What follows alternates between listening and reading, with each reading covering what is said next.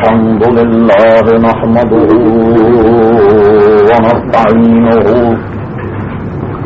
ونستغفره ونؤمن به ونتوكل عليه ونعوذ بالله من شرور أنفسنا ومن سيئات أعمالنا من يهده الله فلا مضل له ومن يضلله فلا هادي له ونشهد أن لا إله إلا الله وحده لا شريك له ونشهد أن سيدنا ومولانا محمدا عبده ورسوله أرسله بالحق بشيرا ونذيرا صلى الله تعالى على خير خلقه سيدنا محمد وآله وصحبه أجمعين أما بعد فأعوذ بالله من الشيطان الرجيم بسم الله الرحمن الرحيم ولو أنهم إذ ظلموا أنفسهم جاءوك فاستغفروا الله واستغفر لهم الرسول لوجدوا الله توابا رحيما صدق الله مولانا العظيم وصدق رسوله النبي الكريم إن الله وملائكته يصلون على النبي يا أيها الذين آمنوا صلوا عليه وسلموا تسليما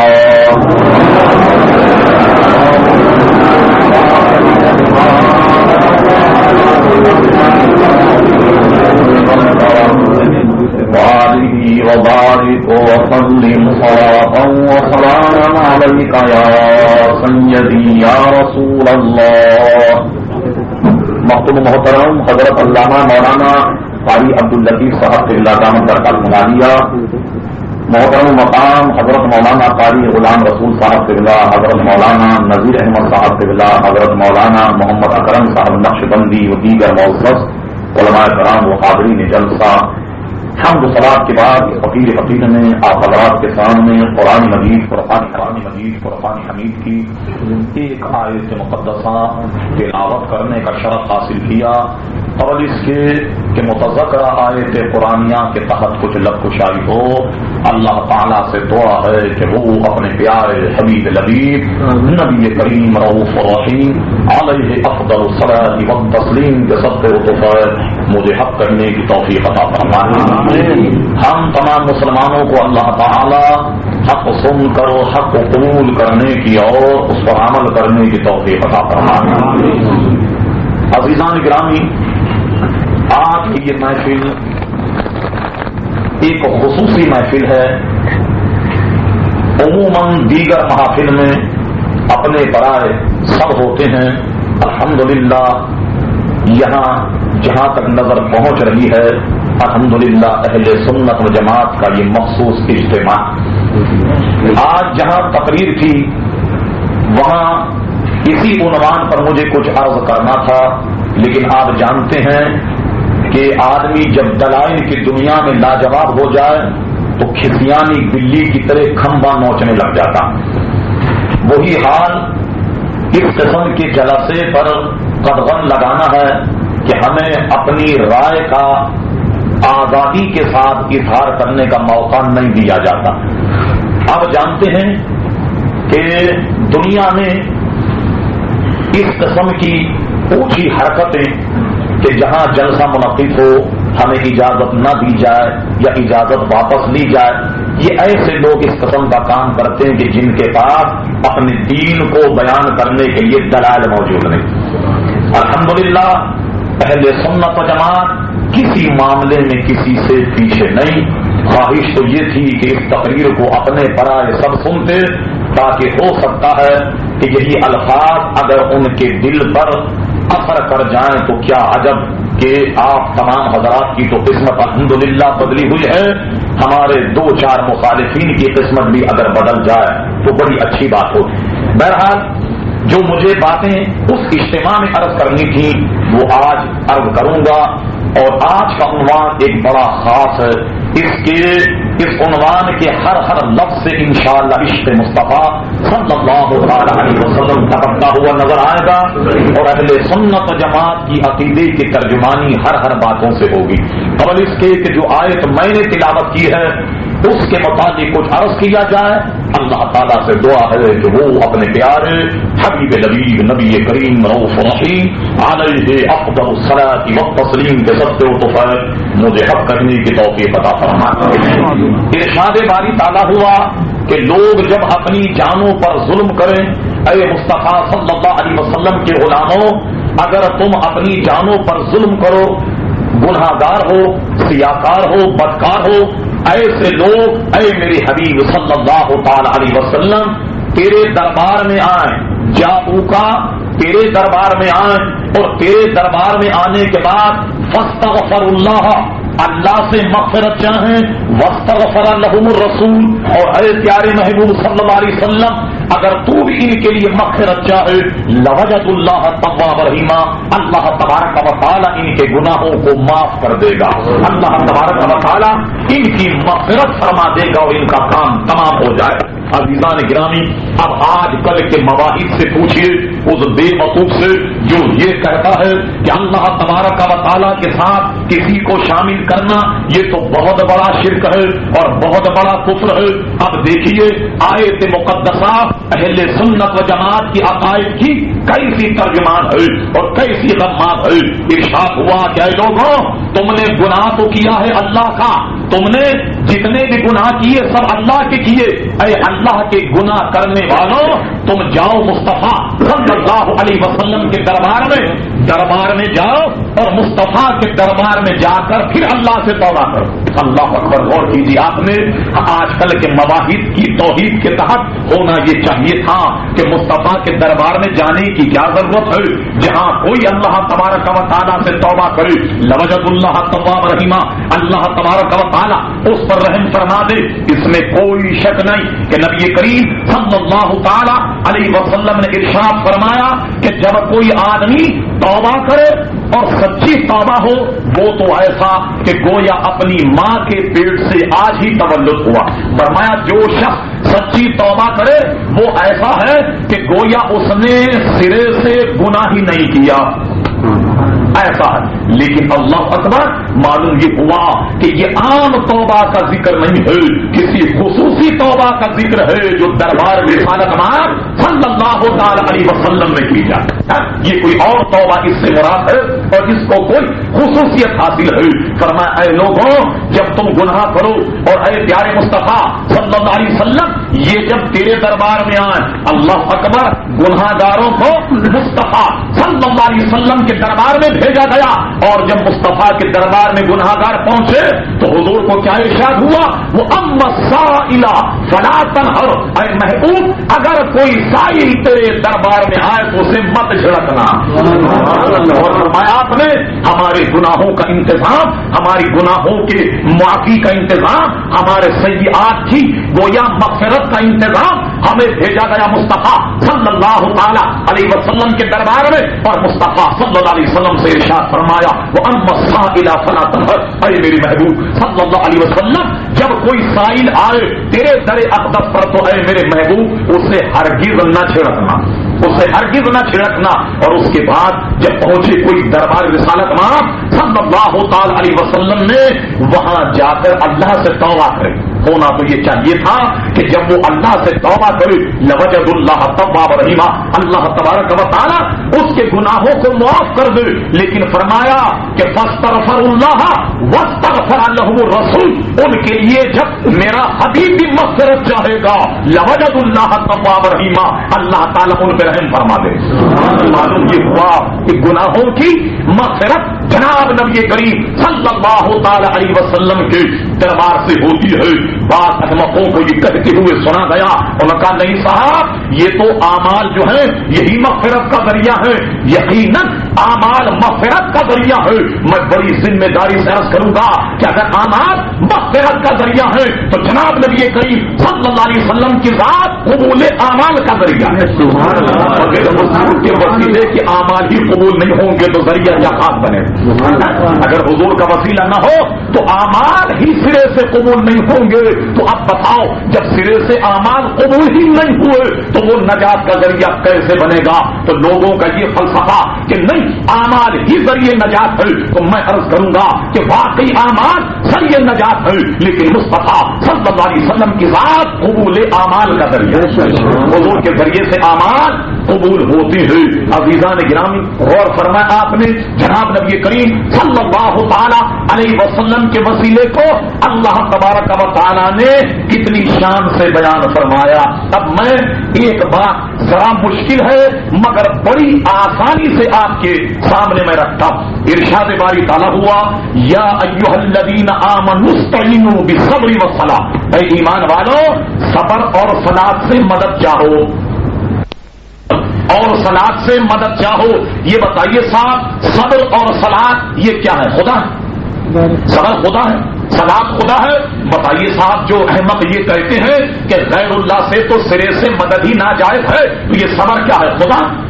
صلاۃ کیا ہے؟ خدا ہے. اچھا یہ بتائیے صاحب میں آپ سے پوچھتا ہوں کہ اعمال بھی مخلوق ہیں اور صبر اور صلاۃ سے مدد مانگو.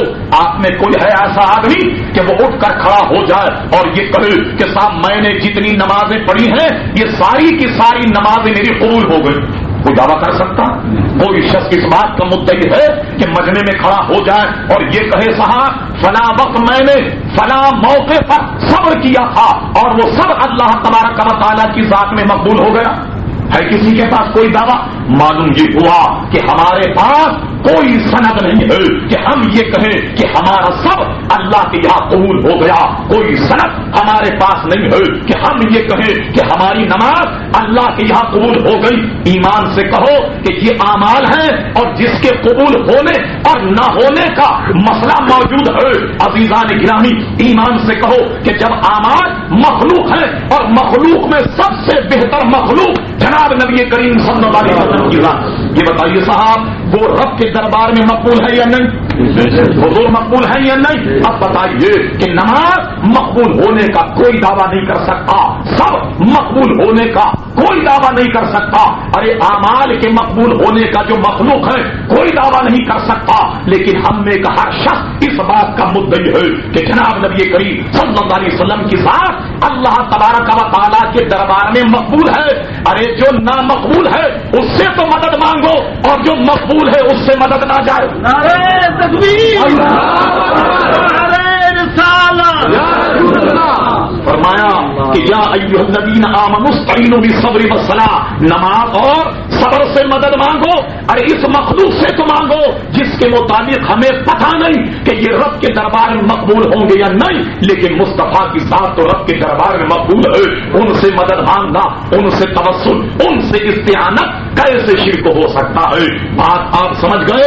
معلوم یہ ہوا کہ جناب نبی کریم صلی اللہ تعالی علیہ وسلم کا واسطہ اور وسیلہ یہ اچھا ہے، یہ مستحب ہے. یہی طریقہ صحابہ کرام علیہم الرضوان کا ہے کہ عمر رضی اللہ تعالیٰ عنہ حضرت عباس رضی اللہ عنہ کو ممبر پر بٹھاتے ہیں. حضرت عباس رضی اللہ عنہ کو حضرت عمر نے ممبر پر بٹھایا اور ممبر بٹھا کر یہ کہا کہ اللہ تبارک و تعالی ہم تیرے نبی کے چچا کو وسیلہ پیش کرتے ہیں تیرے دربار میں، مولا بارش برسا دے. بارش ہونے لگ گئی. بارش ہونے لگ گئی. اچھا صاحب اس سے کم یہ بات تو معلوم ہوئی کہ وسیلہ جائز ہے. وسیلہ جائز ہے. انہوں نے کہا ہاں یہ تو پتا چل گیا کہ وسیلہ جائز ہے, مگر اس سے پتا یہ چلا کہ زندے سے جائز ہے اور مردے سے ناجائز. حضرت عمر رضی اللہ عنہ کو یہ چاہیے تھا کہ بعد وصال نبی کریم علیہ الصلوۃ والسلام یہ کہتے اے اللہ تبارک و تعالی اپنے نبی صلی اللہ تعالی علیہ وسلم کے وسیلے سے بارش برسا دے.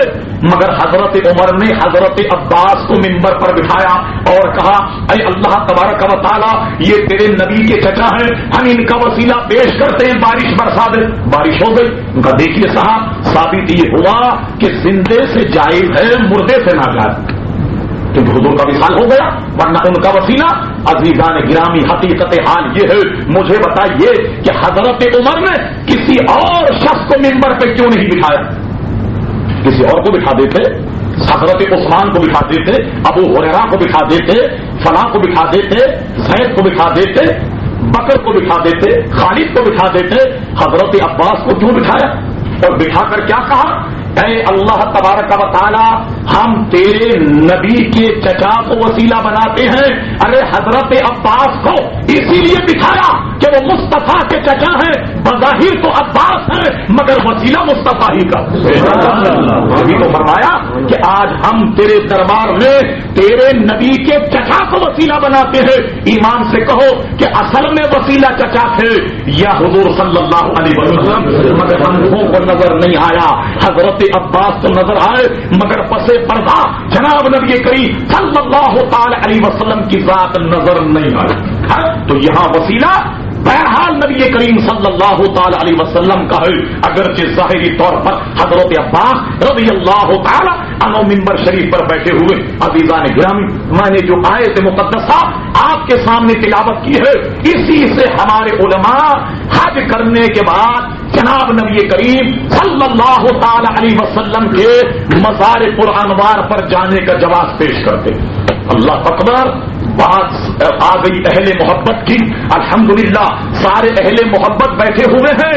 تو اب آئیے ذرا سا تقریر کا رخ ذرا دوسری طرف کر لیا جائے کہ ہم اور آپ مدینے کیوں جاتے ہیں. علماء نے ایک بحث سے, بحث یہ ہے کہ صاحب مکہ افضل ہے یا مدینہ. بعض علماء نے کہا مکہ افضل, بعضوں نے کہا مدینہ افضل.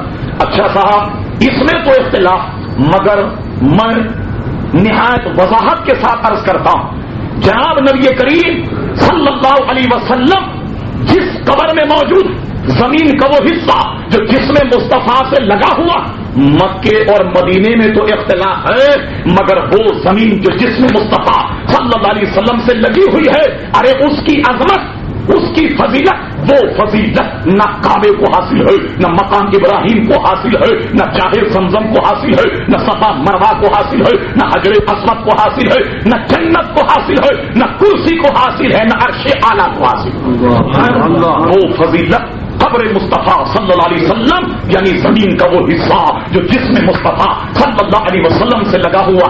قرآن سنیے, قرآن کیا کہتا, ارشاد باری تعالیٰ ہوا لأقسم بہذا البلد انت حل بہذا البلد. اے میرے محبوب صلی اللہ علیہ وسلم مجھے قسم ہے مکہ شہر کی. کیوں؟ اس لیے کہ یہاں کعبہ ہے؟ نہیں. اس لیے کہ یہاں زمزم ہے؟ نہیں. اس لیے کہ یہاں مقام ابراہیم ہے؟ نہیں. اس لیے کہ یہاں حجر اسود ہے؟ نہیں. اس لیے کہ یہاں صفا مروا ہے؟ نہیں. دیکھو مقام مصطفیٰ, ارشاد ہوا کہ لا اقسم بہذا البلد انت حل بہذا البلد. محبوب اس شہر کی قسم اس لیے ہے کہ تو اس شہر میں رونق افروز. دیکھو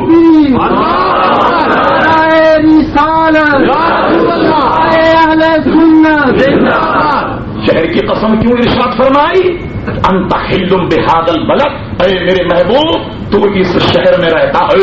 اب دیکھ لو کہ اللہ کا محبوب کس شہر میں رہتا. قسم بیان فرمانا, قسم یاد فرمانا اللہ تبارک و تعالیٰ کا محبوب کی جلوہ گری سے ہے۔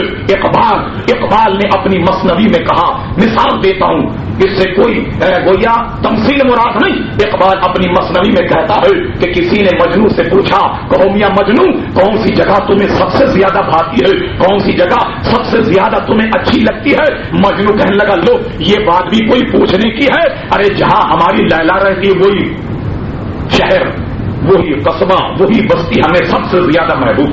کہ وہ کیسے؟ انہوں نے کہا جی بات یہ ہے کہ ہماری لیلا اگر قبرستان میں بیٹھ جائے تو یہ قبرستان ہی ہمارے لیے بہترین ہے، اور ہماری لیلا اگر شہر سے چلی جائے تو سمجھ لو کہ شہر قبرستان، شہر قبرستان۔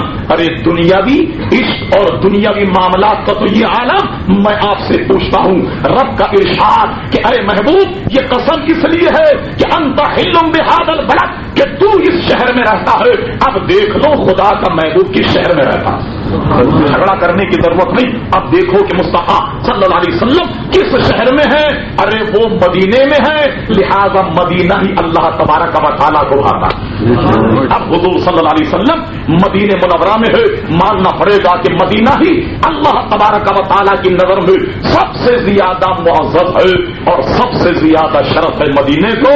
لیکن ہاں میں نے یہ عرض کیا کہ اس میں علماء کا اختلاف نہیں کہ وہ زمین جو جس میں مصطفیٰ سے لگی ہوئی ہے اس سے افضل نہ دنیا میں کوئی شے ہے نہ اقوا میں کوئی شے ہے، وہ اس مٹی کی فضیلت کی جو جس میں مصطفیٰ صلی اللہ علیہ وسلم سے لگی ہوئی۔ اچھا اگر آپ چلیے دیگر معاملات سے موازنہ بھی کریں تو آپ اس نتیجے پر پہنچیں گے کہ مدینے کی فضیلت مدینے ہی کی۔ اور فرمایا مکہ میں اگر کوئی ایک نیکی کرے تو اس کا ثواب 1,00,000 کے برابر، 1,00,000 کے برابر۔ مدینے میں اگر کوئی ایک نیکی کرے اس کا ثواب 50,000، اس کا ثواب 50,000۔ آپ کہیں گے صاحب اس میں تو مکہ ہی بھلا معلوم ہوتا ہے کہ جہاں ایک نیکی کا پھل 1,00,000 ہے اور وہاں ایک نیکی اگر کوئی کرے تو 50,000۔ اس سے معلوم ہوتا کہ مکہ شہر ہی بالکل ٹھیک ہے، اور اس کے ٹھیک ہونے میں کسی اختلاف ہو سکتا ہے۔ مگر میں آپ سے پوچھتا ہوں بتائیے کہ انسان خطاؤں کا پتلا ہے یا نہیں؟ انسان سے ہمیشہ گناہ سرزد ہوتے ہیں یا نہیں؟ انسان اپنی تمام انسانی کمزوریاں اس میں موجود ہیں یا نہیں؟ ارے جہاں مکہ میں ایک نیکی کا ثواب 1,00,000 ہے تو ایک گناہ کی سزا بھی پھر 1,00,000۔ اگر کسی نے مکہ میں گناہ کیا تو اس کا گناہ 1,00,000 کے برابر ہے۔ مگر اللہ اللہ مصطفیٰ جس شہر میں رہتے ہو، ارے وہاں ایک نیکی کا ثواب 50,000 ہے، مگر کوئی گناہ کرے تو گناہ کی سزا ایک ہی ہے۔ کیوں نہ ہو کہ وما ارسلناک الا رحمۃ للعالمین، یہ رحمت والے آقا کا کمال دیکھیے کہ ان کے شہر میں اگر نیکی ہو تو وہ 50,000 اور اگر گناہ ہو تو 1۔ اب دیکھ لو سودا کہاں کا درست، اب دیکھ لو سودا کہاں کا درست ہے۔ اب دیکھیے میں اس پوری بحث میں اس سے ذرا ہٹتے ہوئے اعلی حضرت امام اہل سنت کا ایک فیصلہ آپ کے سامنے رکھتا ہوں۔ اعلی حضرت امام اہل سنت مجد دین و ملت پروانہ شن رسالت عظیم البرکت عظیم المرتبت مولانا شاہ احمد رضا خان فاضل بریلوی رحمت اللہ علیہ نے بڑی عمدہ بات کہی۔ اللہ اللہ قسم خدا کی وہ انہی کا حصہ۔ آج کل آپ نے دیکھا ہوگا بعض احمد یہ کہا کرتے ہیں عجیب و مولانا احمد رضا خان وہی نا جنہوں نے ناطے ماتے لکھ دی 2-4 بس ایک نعت پانچ ہے بس کوئی شیر ویر کہہ دیا کرتے ہیں اور ان کا کیا ہی نہیں مقام۔ میں کہتا ہوں قسم خدا کی انہوں نے جو شعر کہے ہیں ارے اس شعر میں کئی علمی نکات بیان کر کے رکھی۔ اگر آپ غور فرما میں ایک جائزہ سامنے رکھتا ہوں آپ کے۔ اب دیکھو امام اہل سنت کا عشق اور امام اہل سنت کا مقام کہ مقام مصطفیٰ کو کیسے بیان کیا، شاعرانہ انداز۔ دیکھیے موازنہ کعبے کا اور حضور صلی اللہ تعالی علیہ وسلم کے گنبد شریف کا، بلند آواز سے درود شریف پڑھیں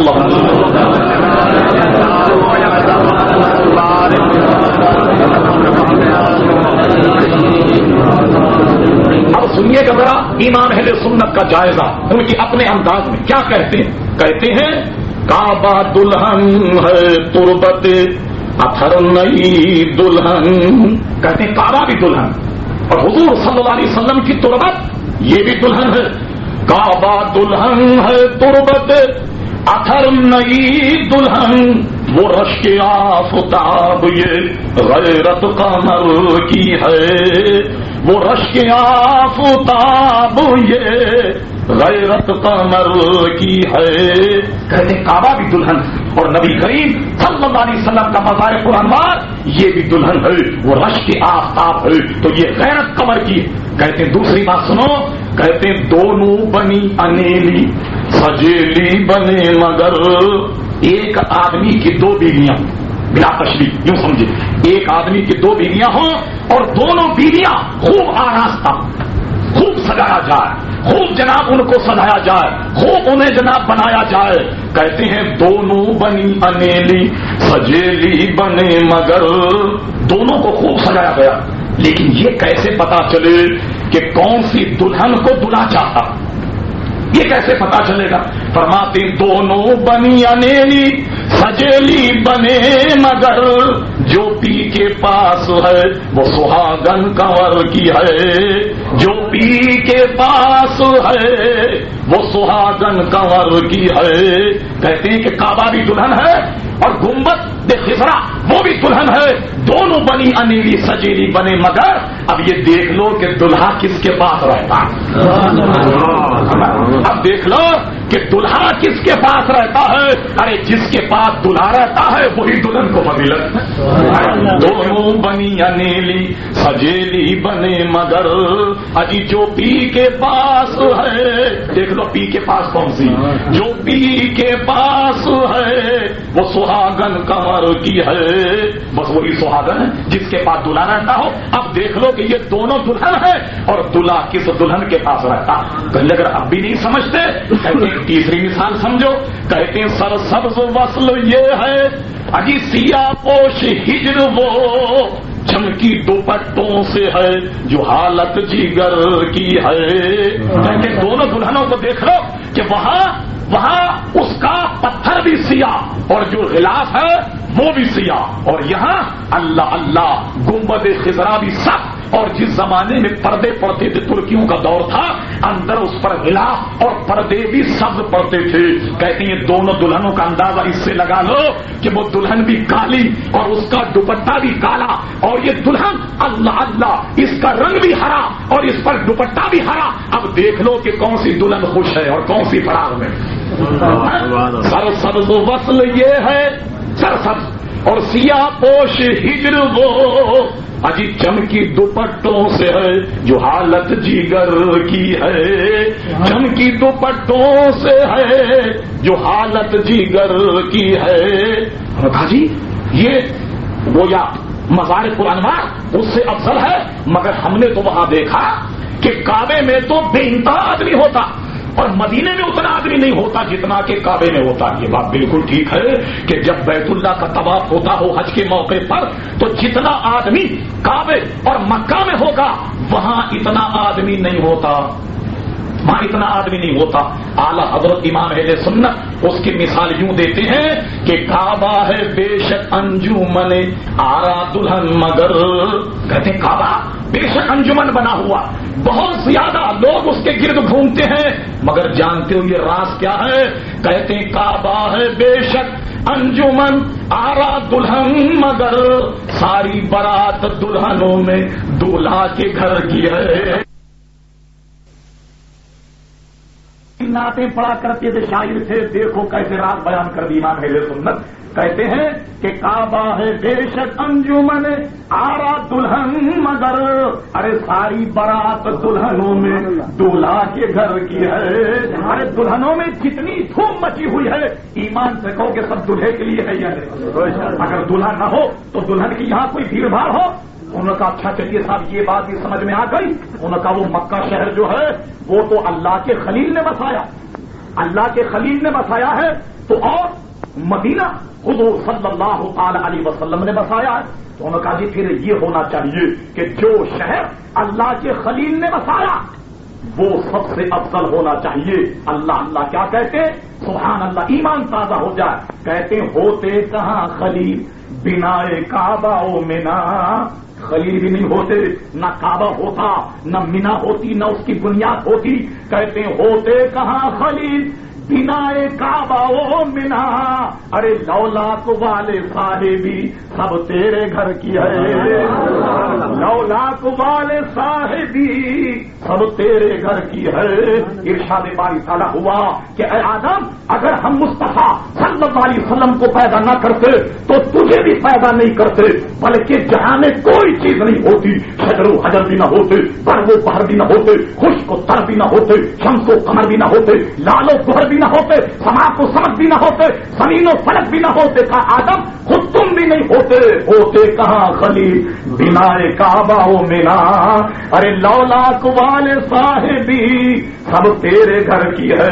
اگر وہ نہ ہوتے تو نہ خلیل ہوتے، نہ بنائے کعبہ ہوتی، نہ بنائے بنا ہوتی۔ ارے یہ سارا ادھم، یہ ساری برات مصطفیٰ صلی اللہ علیہ وسلم کے لیے۔ کہتے ہیں اچھا بھائی اگر اب بھی کوئی نہیں مانتا تو کہا پانچویں بات سنو، کہتے ہیں کہ طیبہ نہ صحیح افضل، چل مکہ ہی بڑا زاہد، کہتے ہیں زاہد جب تیری مان لیتے ہیں کہ کعبہ افضل ہے اور مدینہ افضل نہیں، طیبہ نہ صحیح افضل، ابھی مکہ ہی بڑا زاہد، مگر ہم تو عشق کے بندے ہیں کیوں بات بڑھائی ہے، ہم عشق کے بندے ہیں کیوں بات بڑھائی ہے، ہم تو عشق کے ماننے والے ہیں۔ ارے کیوں تو نے اتنی دور طویل گفتگو کر دی؟ عزیزان گرامی غور کیا آپ نے کہ کعبے کی عظمت، گنبد کی عظمت کو سامنے رکھتے ہوئے امام اہل سنت نے کیا شاندار بات پیش کی ہے۔ قسم خدا کی وہ انہی کا حصہ ہے، ماننا پڑے گا کہ ان کی نعت گوئی عام نعت خانوں کی طرح نہیں ہے، ارے وہ تو دین کے رموز بیان کرتے شعر کہتے ہیں۔ اور سنیے ایک بات مجھے اور یاد آ گئی، یہ بتائیے صاحب آدمی کہ ہر دہنی چیز کو افضلیت ہے، آدمی اگر مسجد میں جائے کون سا پیر پہلے رکھے گا؟ دہنا۔ کھانا کھائے تو کون سے ہاتھ سے کھائے گا؟ دہنے۔ دہنے کو فضیلت ہے، علماء سے پوچھیے فرماتے ہیں اگر نماز بجماعت ہو رہی ہو اور بعض مقتدی امام کے دہنی طرف ہیں اور بعض بائیں طرف ہیں، بائیں طرف والوں کی نسبت دہنی طرف جو ہیں انہیں ثواب زیادہ، اس لیے کہ امام کے دہنی جانب ہے مگر وہاں کا معاملہ کچھ اور ہے، مدینے کا معاملہ کچھ اور ہے۔ بتائیے صاحب حضور صلی اللہ علیہ وسلم کا مزار پر انوار یہ مدینے میں کس جانب ہے؟ بائیں جانب۔ اب یہاں کوئی امام کے پیچھے نماز پڑھ رہا ہو، اگر وہ دہنی طرف پڑھے تو ثواب زیادہ، جو بائیں طرف ہے ان کا درجہ زیادہ، مصطفیٰ کے قرب کی وجہ سے ان کا درجہ زیادہ ہے۔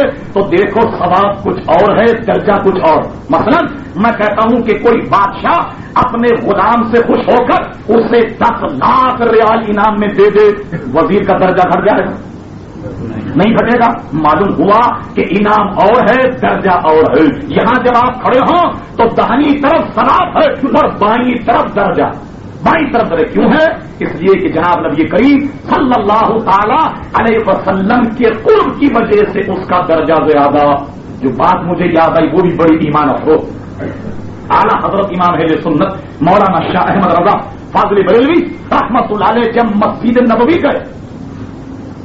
نبوی گئے تو کیا دیکھا کہ مسجد نبوی میں حضور صلی اللہ تعالی علیہ وسلم کا مزار پر انوار مسجد نبوی کی بائیں جانب۔ وہ سوچ میں پڑ گئے کہ احمد رضا یہ کیا بات ہے؟ حضور کا روضے انور عرش سے اعلیٰ، کرسی سے اعلیٰ، جنت سے اعلیٰ، کعبے سے اعلیٰ، مقام ابراہیم سے اعلیٰ، گویا ہر شے سے اعلیٰ ہے۔ تو عقل یہ کہتی ہے کہ اسے تو دہنی جانب ہونا چاہیے، دہنی جانب ہونا۔ کہتے ہیں کہ کعبے سے گر تربت شہ فاضل ہے، کعبے سے گر تربت شہ فاضل ہے تو کیوں بائیں طرف اس کے لیے منزل ہے۔ کہتے ہیں جب یہ کعبے سے افضل، عرش اور کرسی سے افضل ہے تو اس کی منزل بائیں جانب کیوں؟ عقل یہ کہتی ہے کہ جب یہ کائنات میں سب میں زیادہ افضل ہے، عقل و خیال کا فتویٰ یہ ہے کہ اسے مسجد نبوی کے دہنی جانب ہونا چاہیے تھا۔ امام اہل سنت کا ذہن جناب سوچ میں ہے کہ اے مولا یہ سارا سما کیا ہے؟ احمد رضا کی عقل تو یہ کہتی ہے کہ یہ جب دنیا اور مافیہ میں سب سے افضل ترین شے ہے تو اس کو تو دہنی جانب ہونا چاہیے تھا۔ اے میرے مولا، مگر مشاہدہ احمد رضا کا ساتھ نہیں دے رہا۔ احمد رضا دیکھ رہا ہے کہ گنبد خضرا بائیں جانب، اللہ اللہ جب فیصلہ ہوا، امام اہل سنت جب فیصلہ کیا تو اس فیصلے کا اظہار جو کیا ہے قسم خدا کی یہ بھی اعلیٰ حضرت ہی کا حصہ. کہتے ہیں کہ کعبے سے گر تربت شہ فاضل ہے تو کیوں بائیں طرف اس کے لیے منزل ہے. سوچ رہے کہتے مسئلہ حل ہو گیا. اللہ اللہ کیا کہتے اس فکر میں یہ جو چیزیں ہیں یہ فکر میں لگ گیا، میں فکر میں لگ گیا. کہتے ہیں اس فکر میں جب دل کی طرف دھیان گیا، کہتے یہ میں سوچ رہا تھا کہ میرا دھیان دل کی طرف گیا. اللہ اللہ کہتے اس فکر میں جب دل کی طرف دھیان گیا سمجھا کہ وہ جسم ہے اور یہ مرکز دل ہے. دیکھو انسان کا دل میں نہیں کہہ رہا. نبی کریم علیہ السلام نے ارشاد فرمایا کہ انسان کے بدن میں ایک ایسا خون کا لوتھڑا ہے، ایک ایسے خون کی ایک گویا بوٹی ہے کہ جسے دل کہتے ہیں. ارے وہ اگر صحیح کام کرے پورا بدن صحیح کام کرتا ہے. وہ اگر مفلوج ہو جائے پورے بدن کو مفلوج کر دے گا. وہ اگر خراب ہو جائے تو پورا بدن خراب ہو جائے گا. بھائی جتنے اہل محفل ہیں ایمان سے کہو کہ دل منبع حیات ہے یا نہیں، مرکزی حیثیت ہے یا نہیں؟ بتاؤ کہاں ہے؟ بھائی جانب ہے. کہتے ہیں سبحان اللہ میں جب سوچنے لگا تو اس فکر میں جب دل کی طرف دھیان گیا ارے سمجھا کہ یہ جسم ہے اور یہ مرکز دل ہے.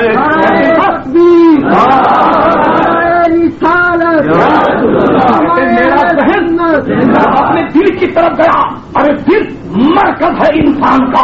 بس میں سمجھ گیا کہ یہ ساری کائنات جسم ہے اور مصطفیٰ اس کائنات کا دل ہے. اس لیے بائیں طرف اس فکر میں جب دل کی طرف دھیان گیا سمجھا کہ وہ جسم ہے اور یہ مرکز دل ہے. وہ ساری کائنات کی اصل ہے، ساری کائنات کا مرکز ہے، ساری کائنات کا دل ہے. اس لیے مسجد نبوی کے بائیں جانب ہے. اور میں جو کہے کہ مولانا احمد رضا خان تو خالی نعت پڑھا کرتے تھے، ایمان سے کہو کہ نعت یا اشعار کو ذریعہ بنا کر کیسے علمی نکات بیان کر دیے. قسم خدا کی امام اہل سنت کی کا حصہ کر رہا تھا میں آپ سے کہ مسجد نبوی میں گنبد خضرا وہ ڈھکا جو جسم مصطفیٰ صلی اللہ علیہ وسلم سے لگی ہوئی ہے. ارے وہ فضیلت نہ کعبے کو ہے، نہ عرش کو ہے، نہ جنت کے کسی ٹکڑے کو ہے کہ جو فضیلت اس مقام کو ہے کہ جسم مصطفیٰ صلی اللہ تعالی علیہ وسلم آج آرام فرما رہے ہیں. عزیزان گرامی یہی وجہ ہے کہ ہم اور آپ حج کے لیے جب جاتے ہیں تو حج کرنے کے بعد مدینے کی طرف جاتے ہیں. اور ایک حسن اتفاق ایمان کو تازہ کر دے گی ایک بات کہ جب ہم حج کرنے جاتے ہیں اعلیٰ حضرت بھی گئے حج کرنے، اعلیٰ حضرت بھی گئے حج کرنے. اچھا حج کرنے کے بعد جب مدینے ہم جاتے ہیں، مدینے جب جاتے ہیں حج کے بعد امام اہل سنت کعبے کو دیکھتے ہیں. اوہو نظر جب پڑی میزاب رحمت پر، میزاب رحمت پر نظر پڑی. عزیزان گرامی بس امام اہل سنت کی نظر میزاب رحمت پر جب پڑی تو مگن ہو گئے. کیا کہتے ہیں؟ اللہ اللہ. پہلے ذرا تمہید سن لیجیے اس کی کہ کوئی بہت بڑا دواخانہ، کوئی بہت بڑی فرم، کوئی بہت بڑا محکمہ اگر کسی گلی کے اندر ہو تو آپ جانتے ہیں کہ گلی کے کنارے ایک سائن بورڈ بنا ہوتا جس پہ ایرو بنا ہوتا، تیر بنا ہوتا کہ میاں یہ تو ہے بورڈ اور اصل دکان اندر ہے، اصل دکان اندر ہے. اللہ اللہ یہ کرشمہ قدرت دیکھو کہ میزاب رحمت کا رخ مدینے کی طرف، میزاب رحمت کا رخ مدینے کی طرف ہے. امام اہل سنت میزاب رحمت کو دیکھا. اللہ اللہ کیا کہتے ہیں کہ غور سے سن تو رضا کعبے سے آتی ہے صدا، میری آنکھوں سے میرے پیارے کا روضہ دیکھو. میزاب رحمت تمہیں کہہ رہا ہے کہ ارے یہ تو سائن بورڈ ہے، اصل دکان کہاں ہے جہاں تمہاری مغفرت ہوگی. وَلَوْ أَنَّهُمْ ظَلَمُوا أَنفُسَهُمْ جَاءُوكَ فَاسْتَغْفَرُوا اللَّهَ وَاسْتَغْفَرَ لَهُمُ الرَّسُولُ لَوَجَدُوا اللَّهَ تَوَّابًا رَحِيمًا. اصل مغفرت کی دکان اگر کوئی دیکھنا چاہے تو وہ دیکھو کہ میزاب رحمت کہاں اشارہ کر رہا ہے. اور سے سن تو رضا کعبے سے آتی ہے صدا، میری آنکھوں سے میرے پیارے کا روضہ دیکھو. کہتے ہیں حاجیوں آؤ شہنشاہ کا روضہ دیکھو. ارے کعبہ تو دیکھ چکے اب کعبے کا کہاں ہے.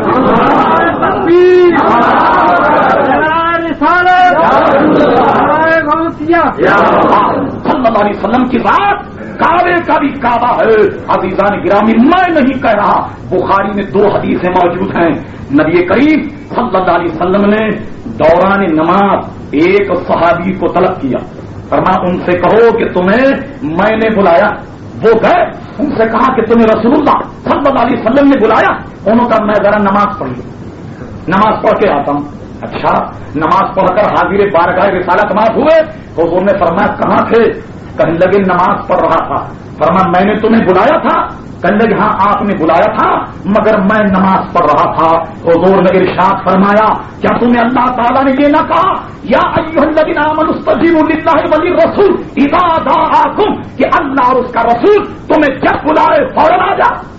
جمہور محدثین بغیر کسی اختلاف اس حدیث کی شرح میں لکھتے ہیں کہ مقام مصطفیٰ کی وہ شان کہ اگر کسی اپنے غلام کو نماز کی حالت میں بلائے تو وہ نماز چھوڑ دے، پہلے مصطفیٰ کا نماز چھوڑ دے.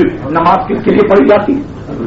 اللہ کے لیے. فرمایا نماز چھوڑ دے، پہلے جائے جناب نبی کریم صلی اللہ علیہ وسلم کا حکم مانے. اور اللہ کا ارشاد کہ اللہ اور اس کا رسول جب تمہیں پکارے فوراً آؤ. بتائیے صاحب، آپ میں سے کسی کو اللہ نے پکارا؟ کسی صحابی کو اللہ نے پکارا؟ ارے بتانا یہ مقصود ہے کہ میرے مصطفیٰ کا پکارنا ہی میرا پکار. میرا مصطفیٰ جب پکارے، میرا حبیب جب پکارے تو ان کا بلانا میرا بلانا ہے، ان کا پکارنا میرا پکارنا ہے. اس لیے فرمایا کہ کیا تمہیں اللہ نے یہ نہ فرمایا کہ اللہ اور اس کا رسول جب تمہیں بلائے فوراً تم آ جاؤ. اللہ اللہ علماء نے اس میں جو مسائل بیان کیے سبحان اللہ ایمان تازہ ہو جائے. فرماتے ہیں کوئی آدمی نماز پڑھ رہا ہو اور جناب نبی کریم علیہ السلام اسے بلائیں، وہ نماز چھوڑے، پہلے حضور کا حکم مانے. اور اس آنے والے کی نماز چھوڑ کر آنے والے کی نماز بھی نہیں ٹوٹے گی، نماز نہیں ٹوٹے گی. مثلاً سے 2 رکعت پڑھی، 4 کی نیت کی، 2 رکعت پڑھ کر 2 رکعتیں چھوڑ دے، پہلے آئے مصطفیٰ سے بات کرے اور پھر چلا جائے نماز پڑھنے. دوبارہ نیت کرنے کی ضرورت نہیں ہے، وہ 2 شامل ہوں گی، اس کے بعد پھر ہاتھ باندھ کر اپنی نماز شروع کرے. نماز نہیں ٹوٹے گی. آپ کہیں گے صاحب بڑی عجیب بات ہے، یہ تو فقہ کے بے انتہا مسائل سے بات ٹکر گئی. ہم نے تو علماء سے یہ سنا، ہم نے تو عالمگیری اور جناب شامی اور دیگر فقہ کی کتابوں میں یہ پڑھا کہ کوئی آدمی اگر دوران نماز کسی کو سلام کرے تو نماز گئی، کسی سے کلام کرے تو نماز گئی، کسی سے سلام کا جواب دے تو نماز گئی، اگر نماز میں وہ چلا تو نماز گئی، بولا تو نماز گئی، قبلے کی طرف سے اس کا منہ اگر گھوم گیا تو نماز گئی. ارے یہ تو چلا، یہ تو قبلے سے گھوما، اس نے تو بات بھی کی، مصطفیٰ سے سلام بھی کیا، کلام بھی کیا، مگر اس کی نماز نہیں گئی. علماء فرماتے ہاں نہیں گئی. کیوں؟ اس لیے کہنے لگے یہ تو چل کر کے آیا. ارے انہوں کا آیا اسی کے حکم سے کہ جس کے حکم سے کھڑا ہوا تھا. آیا بھی تو انہیں کے حکم سے کہ جن کے حکم سے کھڑا ہوا. ارے انہوں کا اس نے تو کلام کیا. علماء فرماتے کس سے کیا کلام؟ ارے اسی سے کلام کیا کہ دوران نماز جس کو سلام کرتا. السلام علیکم النبی ورحمۃ اللہ وبرکاتہ. ارے کلام اسی سے تو کر رہا ہے کہ دوران نماز جن پر درود و سلام پڑھ رہا، اسی سے تو کلام کر رہا. تو نماز کیسے ٹوٹے؟ اچھا صاحب، انہوں کا جی یہ قبلے سے گھوما، قبلے سے گھوم گیا، اب بھی نماز نہیں گئی. انہوں نے کہا اب بھی نہیں گئی، اس لیے کہ یہ پہلے قبلے کی طرف تھا. قسم خدا کی اب جو قبلے کا قبلہ ہے ان کی طرف سے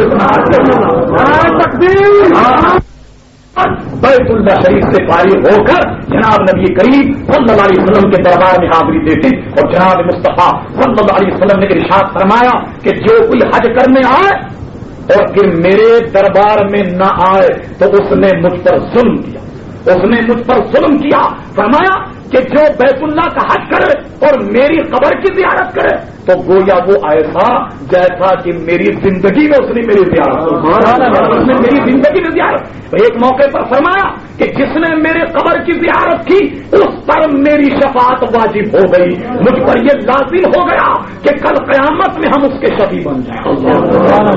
امام مالک کے واقعات میں ہم نے پڑھا اور اس کو حضرت علامہ امام اجل امام الائمہ شیخ عبد الحق محدث دہلوی رحمۃ اللہ علیہ نے جذب القلوب میں نقل فرمایا کہ امام مالک ایسے آدمی کو درے کی سزا دیتے کہ جو مدینے میں آن کر یہ کہے کہ میں نے حضور کی قبر کی زیارت کی. اس کو درے مارتے جو یہ کہتا کہ میں نے حضور کی قبر کی زیارت کی. امام مالک کا موقف یہ تھا کہ جو مدینے میں آئے وہ یہ کہے کہ میں نے مصطفیٰ کو دیکھا، یہ نہ کہے کہ میں نے مصطفیٰ کی قبر کی زیارت کی ہے، بلکہ یہ کہے کہ میں نے مصطفیٰ صلی اللہ علیہ وسلم کو دیکھا، میں نے حضور صلی اللہ علیہ وسلم کو دیکھا۔ عزیزان گرامی غور فرما آپ نے، یہ ہے اہل سنت و جماعت کا ایمان اور یہ ان کا عقیدہ۔ انشاءاللہ اس کے خلاف کوئی دلائل نہیں لا سکتا۔ بعض لوگوں نے کہا کہ مسجد نبوی کی طرف جانا شرک ہے، غلط کہتا ہے۔ جو یہ کرے مسجد نبوی کی طرف جناب نبی کریم صلی اللہ علیہ وسلم کی نیت، مسجد نبوی کی نیت سے جانا یہ معصیت کا سفر ہے، میں کہتا ہوں غلط کہتا ہے۔ اس کی پوری تحقیق اور اس پر جتنی حدیثیں آئیں ان کی مکمل راویوں کی اسماء و رجال پر اگر کسی کو مکمل کلام دیکھنا ہے تو حضرت علامہ تقی الدین سبکی شافعی رحمۃ اللہ علیہ کی کتاب الشفاء السقام کا مطالعہ کرے کہ ہر روایت کو جو جانچ پڑتال کر کے بیان کیا ہے سوائے قول کے انشاءاللہ مخالف کے پاس چارہ نہ ہوگا۔ عرض یہ کر رہا تھا ولو انہم اذ ظلموا انفسہم جاءوک فاستغفروا اللہ واستغفر لهم الرسول لوجدوا اللہ توابا رحیما۔ اے محبوب جب یہ گناہگار آئے وہ اما السائل فلا تنہر، محبوب انہیں مت چھیڑنا، اور جب یہ تیرے دربار میں آئیں گے مجھ سے مغفرت چاہیں گے، اے میرے محبوب تو بھی اگر ان کے لیے مغفرت چاہے گا لوجدوا اللہ توابا رحیما، اللہ تبارک و تعالی ان کے گناہوں کو معاف فرما دے گا۔ عزیزان گرامی خوب یاد رکھیے کہ لوگ کہتے ہیں صاحب جو کچھ مانگنا ہے اللہ کے در سے مانگو، ارے مصطفیٰ کا در ہی اللہ کا در۔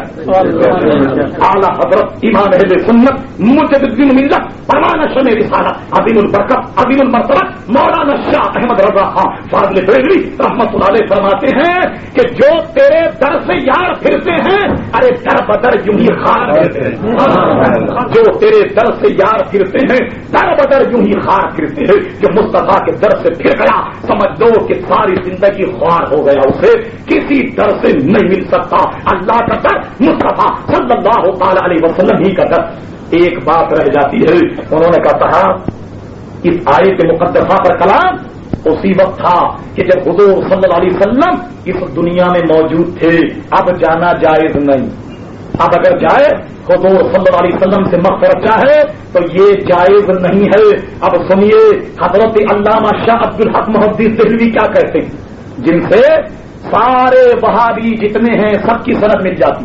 شاہ عبد الحق محدث دہلوی رحمۃ اللہ علیہ ان کے استاد ہیں شاہ عبد الحق محدث دہلوی، کیا فرماتے ہیں اپنی کتاب جذب القلوب الی تیار المحبوب میں نقل فرماتے ہیں کہ حضور کے وصال کے 3 دن کے بعد ایک اعرابی ایک دیہاتی حضور کی قبر انور پر آیا۔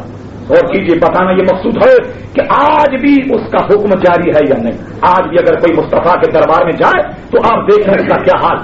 شاہ عبد الحق محدث دہلوی فرماتے کہ ایک شخص ایک اعرابی حضور کے مزار پر انوار پر حضور کے انتقال 3 دن کے بعد آیا۔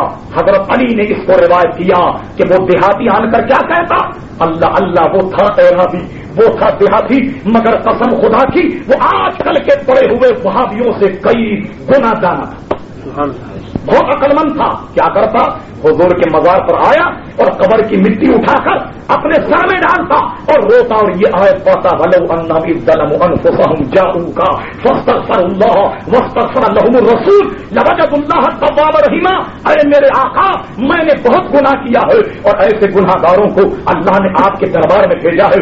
میرے آقا میں رب سے مغفرت چاہتا ہوں، آپ بھی میرے لیے مغفرت چاہیں کہ میرا کام تمام ہو جائے۔ حضرت علی کہتے ہیں کہ جب وہ وہ پکار کر رہا تھا، جب وہ گرجا وہ ساری کر رہا تھا، اپنے آقا سے تمہید باندھے ہوئے تھا، رونے کی اور گرجا وزاری کی، قسم خدا کی میں نے دیکھا کہ قبر انور سے آواز آئی کہ جا تیری نجات ہو۔ آج بھی اگر کوئی جائے مصطفیٰ کے دربار میں تو مصطفیٰ آج بھی نہیں ٹھکراتے، کیوں کہ ان کی شان یہ ہے وہ اما السائل فلا تنہر، وہ کسی کو نہیں چھڑکتے۔ اعلیٰ حضرت امام اہل سنت اسے یوں بیان کرتے ہیں کہ واہ کیا جود و کرم ہے شہ بتہا تیرا، نہیں سنتا ہی نہیں مانگنے والا تیرا۔ کوئی حضور کے دربار سے نہیں کا لفظ سنتا ہی نہیں، وہاں تو ہاں ہی ہاں ہے، جو آ جائے اس کا کام ہو جاتا ہے۔ یہ تو تھا ان کا کلام۔ اللہ اکبر، اللہ ہزاروں رحمتوں کی بارش شاہ عبد الحق محدث دہلوی کے مزار پر انوار پر کرے، ساری روایت نقل کر کے اتمام حجت کے لیے انہوں نے ایک اپنا واقعہ لکھا۔ شاہ عبد الحق محدث دہلوی ایک اپنا واقعہ لکھتے، اسی کتاب کہتے ہیں کہ فقیر ایک مرتبہ مدینے میں گیا، حضور کے روضے انور پر کھڑا ہوا ہے، اچانک دل میں خیال آیا کہ یا رسول اللہ صلی اللہ علیہ وسلم عبدالحق محدث دہلوی تو آپ کا مہمان ہے اور آپ نے میری دعوت نہیں کی۔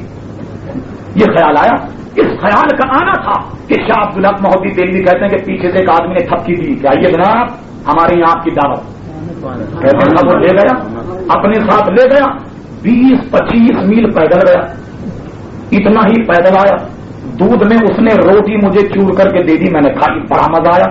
کھانے کے بعد جب 20-25 میل پیدل گیا، پیدل آیا، روز انور پر کھڑا ہو کر میں سوچ رہا تھا کہ لوگ اچھی کھائی دعوت۔ مغرب کے بعد جتنے وظیفے پڑھتے تھے وہ بھی گئے، عشاء کی نماز جو باجماعت پڑھاتا تھا وہ بھی گئے، جتنے اوراد اور وظائف ہیں ان سب کا ناغہ ہو گیا۔ اب تو آدھی رات بیت گئی ایسی دعوت کھانے میں۔ تو ایک شخص سے پوچھا کہ وقت کتنا گزرا؟ تو وہ شخص کہنے لگا کہ شاہ صاحب ابھی تو عشاء کی اذان نہیں ہوئی، ابھی تو عشاء کی اذان نہیں ہوئی۔ شاہ عبدالحق محدث دہلوی کہتے ہیں میں سمجھ گیا کہ یہ دعوت میری مصطفیٰ نے کی۔ امیر ملت پیر جماعت علی شاہ صاحب محدث علی پوری رحمت اللہ علیہ ایک جگہ نقل فرماتے ہیں، اللہ اللہ قسم خدا کی دل کے کانوں سے سنی اور دیکھیے کہ مصطفیٰ کا دربار کیسا دوہرا۔ کہتے ہیں ایک مرتبہ فقیر مدینے میں حاضر ہوا، کہتے ہیں ایک شخص کو دیکھا کہ پھٹے ہوئے کپڑے پہنے ہوئے ہے اور ننگے سر ہے، حضور کے دربار میں کھڑا ہوا۔ میں نے یہ جان کر کہ یہ کوئی حاجت مند اسے پکڑ کر کہا کہ چلو میرے گھر گیا۔ گھر جانے کے بعد میں نے دیکھا کہ ننگے سر ہے، تو کہتے میں نے اپنے شوق کے لیے کشمیری ٹوپی بنائی، جیسے کراپوری ہوتی ہے اس زمانے میں کشمیر کی بڑی قیمتی ہوتی، اس زمانے 150-200 کی ہوتی، کہتے ہیں وہ میں نے ٹوپی اپنے شوق کے لیے بنائی تھی پہننے کے لیے۔ میں نے اسے کپڑے دیے اور کپڑے دینے کے بعد وہ کشمیری ٹوپی اس کے سر پہ رکھ دی۔ جب اس کے سر پر رکھی وہ کھلکھلا کر ہنسنے لگا، اتنا ہنسا۔